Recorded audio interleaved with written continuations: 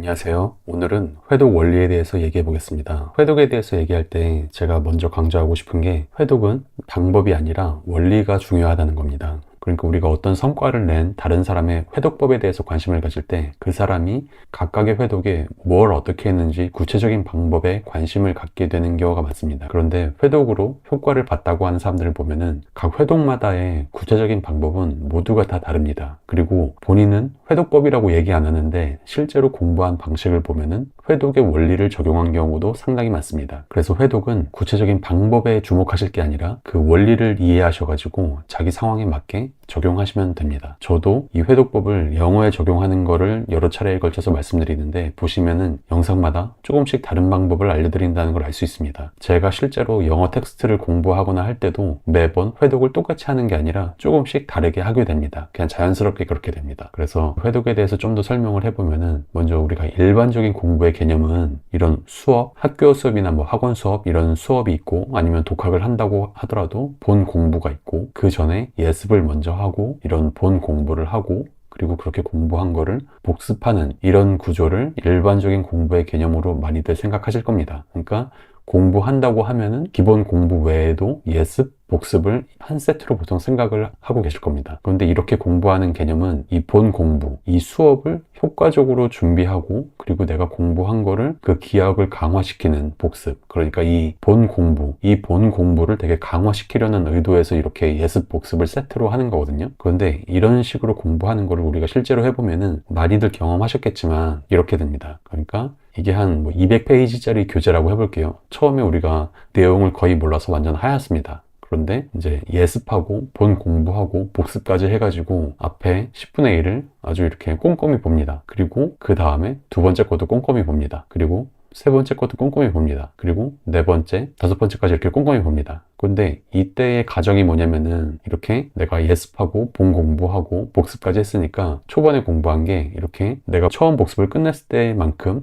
완전히 탄탄하게 기억에 남아있을 거라는 가정으로 계속 이렇게 한 칸 한 칸을 아주 꼼꼼히 채워가는 겁니다. 근데 실제로 해보면은 이렇지가 않죠. 실제로 해보면은 내가 이 네 번째, 다섯 번째를 갈 때 이미 이 앞에 첫 번째, 두 번째가 이 정도로 기억이 남아있는 게 아니라 아예 거의 새하얗게 느껴질 정도로 거의 기억에서 상당히 빠르게 잊혀져 갑니다. 그리고 이렇게 책의 중반까지 갈 것도 아니라 그냥 아예 책의 초반. 그래서 만약에 200페이지 교재라고 하면은 초반 한 20페이지나 30페이지 정도에서 이미 앞에 내가 공부한 내용을 거의 잊어버리게 되거든요. 그러다 보니까 이제 효과를 못 느끼고 그래서 한 칸 한 칸 꼼꼼히 채워나가는 게 되게 지겹고 이미 나는 앞에 걸 잊어버리고 있고 이러다 보니까 이제 공부에 효과를 못 느끼고 여기서 많이 공부를 중단합니다. 그러니까 효과를 못 느껴서 바로 중단하든 아니면은 이 앞부분에 잊혀지는 게 아까워가지고 누적 복습을 하다가 누적 복습 자체가 되게 지겨워서 거기서 그만두든 그래서 이렇게 책의 한 30%도 진도를 다 나가지 못하고 공부를 그만두게 되기 쉽습니다. 그러면은 회독은 어떻게 공부하는 거냐면은 이 예습이나 복습이란 개념이 아예 없습니다. 그러니까 그냥 본 공부만 있습니다. 그래서 실제로 어떻게 하게 되냐면은 이렇게 200페이지 교재를 처음 딱 보면은 회독은 그냥 전체를 일단 빠르게 훑어봅니다. 그래서 처음에는 전체를 이해할 생각도 하지 않고 그냥 대강 훑어봐도 좋다는 식으로 일단 전체를 한번 봅니다. 그리고 전체를 더 봅니다. 그래서 뭐 전체의 이해도를 10%나 20%이 정도씩만 그냥 올려나가는 겁니다. 그리고 같은 거를 한 세 번째 보면은 그때 이해도가 많이 올라가거든요. 그래서 이렇게 세 번째 볼 때쯤 본격적으로 학습을 해줍니다. 그리고 나서 이제 마지막 디테일을 채워나가서 이런 식으로 전체를 조금씩 채워가지고 전체를 100%를 만드는 거거든요. 그리고 이렇게 하다 보면 이제 중간중간 그 구멍 나는 부분이 있는데 이제 이런 부분만 좀 집중적으로 채워주는 식으로 하는 겁니다. 그래서 우리가 그림을 그릴 때를 생각을 해보면은 일반적으로 그림을 그린다고 할 때 이렇게 뭔가 스케치 단계에서 전체적인 구도를 잡고 그리고 나서 좀 디테일을 만들고 그리고 이제 색깔을 칠하고 그리고 이런 과정에서 이제 빠진 부분이 있으면은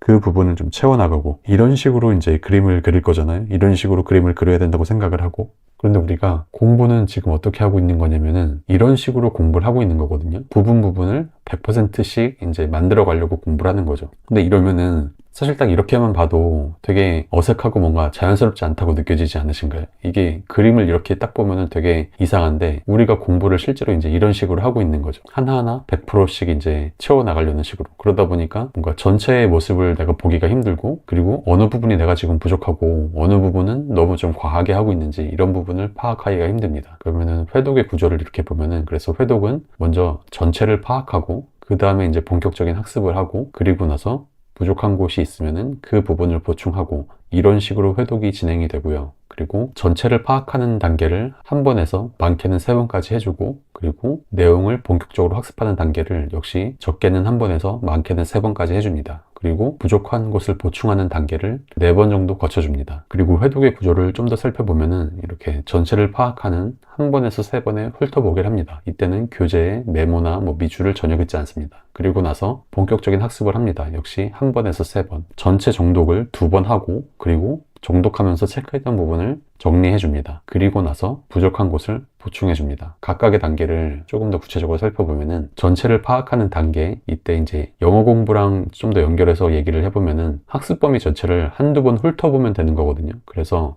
내가 낭독을 하면서 훑어보셔도 되고, 아니면은 그냥 음원을 들으면서 교재를 쭉 보면서 그런 식으로 훑어보셔도 되고, 그냥 눈으로만 쭉 훑어보셔도 됩니다. 이때 핵심은 도중에 모르는 게 있어도 멈추거나 책의 밑줄이나 아니면은 어떤 메모를 하지 말고 쭉쭉 훑어보면서 전체를 파악해 나가시는 겁니다. 한 번에서 3번까지라고 제가 표현을 했는데, 저는 보통 한 번 정도만 낭독으로 진행을 합니다. 그리고 본격적인 학습, 이때는 내 영어 교재의 각 문장을 평균적으로 3번 반복합니다. 쉬운 거는 그냥 한 번만 낭독하고 넘어가셔도 되고, 어려운 거는 한 5번까지. 그러니까 어려운 것도 그냥 5번 정도까지만 반복을 해주시고, 기본적으로는 한 번에서 3번 정도까지만 반복하고 다음 걸로 넘어가셔도 됩니다. 이때 교재를 보면서 음원을 듣고 따라서 낭독하셔도 되고, 아니면 그냥 교재를 보면서 낭독하시고 듣기는 집중 공부 시간 외에 따로 하셔도 됩니다. 그리고 꼭 문장 단위로만 듣고 따라 말하고 이렇게 해야 되는 건 아니고, 한 문장이 될 수도 있고 여러 문장이 될 수도 있고 한 문단이 될 수도 있고 한 페이지가 될 수도 있고, 어쨌든 각자 생각하는 적당한 그 범위를 듣고 낭독하고,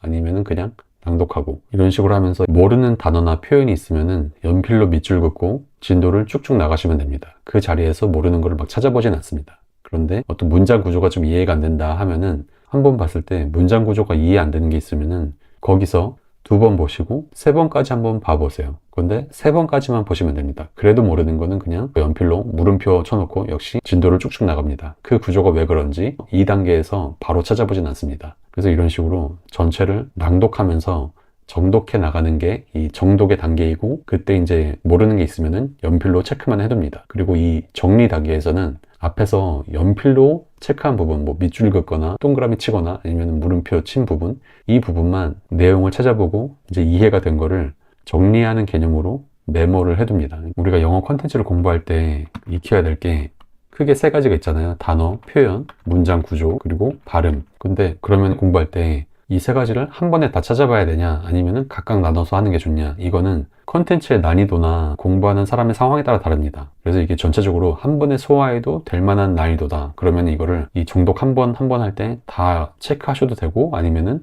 먼저 단어나 표현부터 다 공부한 다음에 그 다음에 그냥 문장 구조는 물음표만 쳐놨다가 그냥 나중에 단어 표현을 다 익히고 나서 그 다음에 문장 구조를 봐주시고, 그래서 이렇게 단어나 문장 구조까지 다 익힌 다음에 그 다음에 발음을 따로, 이런 식으로 하셔도 되고, 이거는 각자 상황에 맞게 해주시면 됩니다. 그리고 나서 이제 부족한 곳을 보충해 줍니다. 이제부터는 이제 전체를 정독하는 게 아니라 앞에서 연필로 밑줄 긋거나 연필로 내가 메모한 부분 있잖아요. 그 부분만 다시 보면서 추가 공부가 필요하면은 공부해주고, 여전히 좀 모르겠는 거는 노란색으로 밑줄을 그어줍니다. 그러니까 만약에 내가 연필로 밑줄 그어놨던 몰랐던 단어, 근데 앞에서 이제 공부도 어쨌든 해놨겠죠. 그 단어만 다시 보면서 다시 봤을 때 기억이 안 난다. 그러면 이제 그 단어만 다시 노란색으로 밑줄을 그어준 겁니다. 그리고 그 다음에는 다시 이제 더 범위를 줄여서 노란색으로 밑줄 그은 부분만 보면서 여전히 모르겠으면은 다시 이제 하늘색으로 밑줄 그어주고, 이런 식으로 나한테 부족한 부분만 줄여나가면서 그 부분만 집중적으로 반복을 해주는 겁니다. 그래서 이렇게 여러 번에 걸쳐서 공부를 해두면은